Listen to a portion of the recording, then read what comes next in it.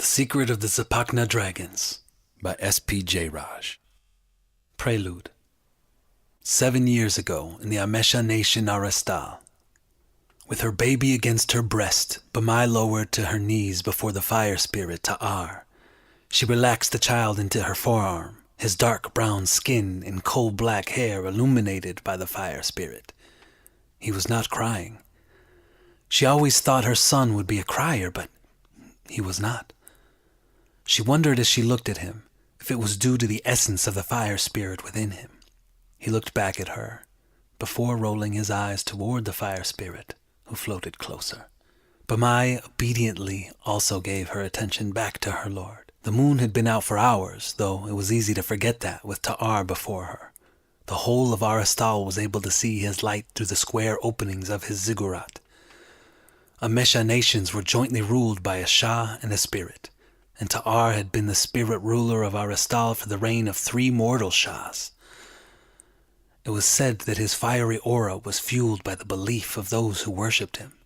Ta'ar's skin was made of orange flames, while red fire formed his square molten crown and rectangular beard. Layered over him were sheets of lava that formed his patterned clothes. Of late, the brightness of Ta'ar's presence was inconsistent. It had been gradual, but the flames of his aura were in flux due to the rivalry of rulership with Shah Zak. Bamai had expected that due to their shared interest in the nation that the 2 rulers would work well together, especially since the fire spirit Ta'ar had appointed Zak to be the new Shah. Zak was the general of the army of Aristal, and so Ta'ar expected him to act with strong resolve against the dragons that inhabited the surrounding forest. But Shah Zak defied the spirit by redirecting Aristal's resources into infrastructure. Before Shah Zak, Aristal had been dedicating so much to the battle against the dragons that its people were barely able to survive. Troops of Aristalians used to be sent out regularly to slay dragons in the forest, many of whom were not even soldiers. Resources were spent on making weapons and armor, or were sent to other nations battling different species of dragons. What had always troubled Bamai, even before Zak had assumed the throne, was that Ta'ar had convinced the last 2 Shahs to send resources to nations that were not even Amesha. Aristal couldn't afford to make such sacrifices, and it could afford even less what Ta'ar did next. In skirmishes against the dragons with the surrounding forests, Aristalians discovered that the olive tree was resistant to fire. Since then, they started cutting down the trees in masses under Ta'ar's orders. They cut down all the trees in Aristal, and then moved on to the forest. Spears made from these trees were sent to the Dev nations to aid them in their war against the Sisha dragons. Dragons that resembled giant cobras and had the fangs to match. Later, Aristal sent trees by the cartload to the elves, so they could build their base of DELTHURK. To those who were not Amesha, it seemed like the perfect plan. They were taking away the dragon's habitat as well as making weapons that were used against them. But ameshas were magically bonded to the earth around them. By defiling the trees, they also harmed themselves. So Shah Zak put an end to all of that. He stated that it was heresy for ameshas to defile the trees that nourished them. He went further and devoted resources toward reseeding the barren parts of Aristal and banned the harvesting of forest wood. Bamai remembered the day when she stepped outside her home and saw grass sprouting from the ground again. Compelled, she took a walk and did so barefoot the way ameshas were supposed to. Every step gave her strength, and by the time she returned home her good health was reflected by the renewed brown color in her skin. But as a priestess of Ta'ar's temple, Bamai still went along with the fire spirit's suspicions that the Shah's leniency against dragons was a cause for concern. That was until Shah Zak completely changed her life. 8 months ago, and late at night, Bamai was running from a group of men. It was foolish for her to be at the graveyard at so late an hour, but it was only in the privacy of night that she could mourn for her dead lover, a man she now cursed for not being there to protect her and their unborn son from certain death. The men cornered her, and Bamai fell to her knees and prayed that the fire spirit would save her. But it was not the fire spirit who pounced between her and her would-be murderers, but Shah Zak. It was dark, and so she saw little, but after a minute of screaming and the sound of weapons tearing through leather and flesh, only the Shah remained standing. He sheathed his bloody sword and calmed his ferocious breathing before putting his hand out to her. Without thinking, she forgot that he was the Shah and bawled into his chest. She said things within her tears that she would later wonder if she had. As priestess to Ta'ar, she was supposed to be devoted entirely to the spirit and not be involved with another. The fire spirit had just asked her to become a high priestess earlier that day. It was disrespectful to refuse, but by accepting, she was lying to the entire order about her complete devotion to Ta'ar, a lie that time would reveal as her child continued to grow inside her. The Shah took her to her home without saying a single word, and she cried herself to sleep, as she cursed herself for foolishly laying her burden on a Shah who had a nation to run. But the next day, 2 royal guards came to her home to bring her to the palace. Confused, yet in the Shah's debt, she went with them. When she saw Shahzak, he did not say anything of what had passed the night before. He just said that he needed a new diplomat and offered her the title of ambassador of Aristal. Still confused, she accepted, and since then had lived within the luxury of the Aristal palace. She maintained her title as high priestess, while also engrossing herself in her new diplomatic responsibilities. She was surprisingly good at it, too.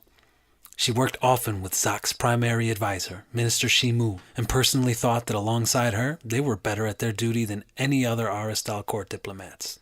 Zak never once mentioned the night on which Bamai disposed her secrets to him, and so she did not either. She simply served him happily, and while she did, no one dared to ask about the father of her child. Furthermore, Shahzak had no child or even a wife of his own.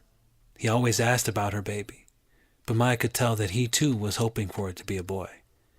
She knew that when the time came, he would proclaim that the child was his son, and secrets had been kept to protect her and her child from the Shah's enemies.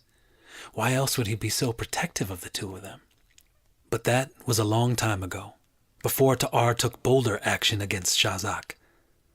As denoted by his dimming flames, Ta'ar was losing followers weekly. As a spirit, a being that was not of flesh and blood, he was always limited in his ability to act, a limitation that was aggravating him more and more with Shahzak's growing popularity.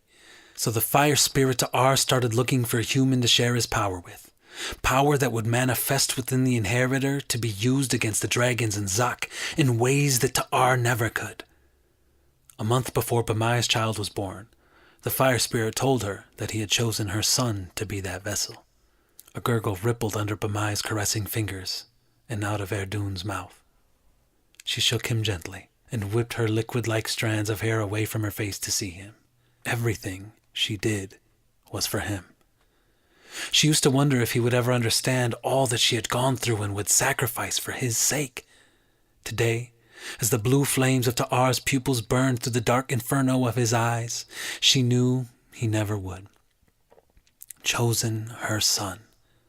She was no fool, though she only figured out the truth after being approached. She had been coming daily to Ta'ar's ziggurat since even before she was pregnant with Erdun, thus bonding him at the time with Ta'ar's aura. Erdun had not been chosen. He was the only one possible. Still, she could not allow herself to deny what that meant for her boy. Erdun was going to be a man with the power of a spirit. He would not just be a hero, but the man who would lead the world against the dragons, and forever be known as the hero king who put an end to the dragon threat. Such greatness. No mother could deny her son that honor. So, when she learned that Ta'ar had brought devs into Aristal to deal with Shahzak and his fondness for dragons, she did nothing to stop it. These devs were part of an order known as the Disciples of Gaorda. She knew little about them, except that they were obsessed warriors who were responsible for the extinction of the Sesha dragons in the Dev-Sesha War. Across their sash was the order's insignia, a rook, or giant eagle, which held a Sesha dragon hanging lifelessly from its talons.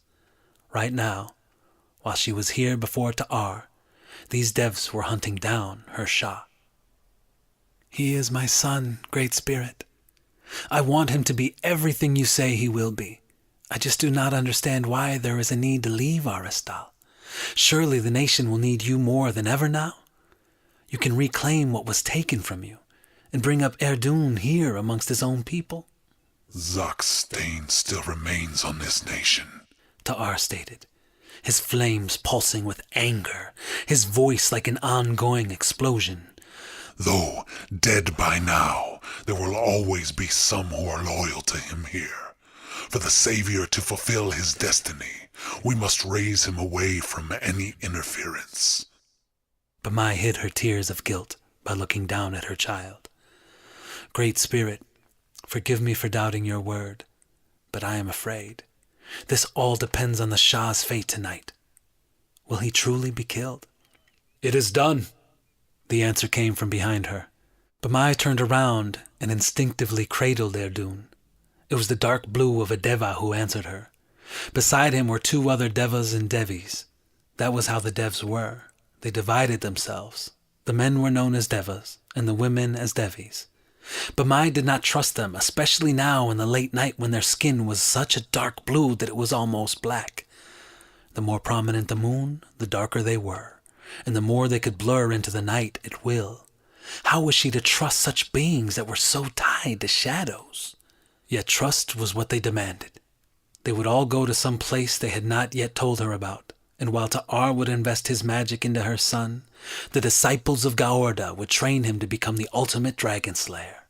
The Deva who spoke continued to come forward. His face became clear and she saw it was one named Yagura. She noticed that only a handful of them were in the ziggurat. The disciples always traveled together. Yagura came so close to her as he passed that she smelled the blood that was sprayed across his body. "Where are the rest of you?" she asked. Yagura ignored her and walked toward Ta'ar, whom he eyed accusingly. She had never seen him so angry as to face the fire spirit so directly.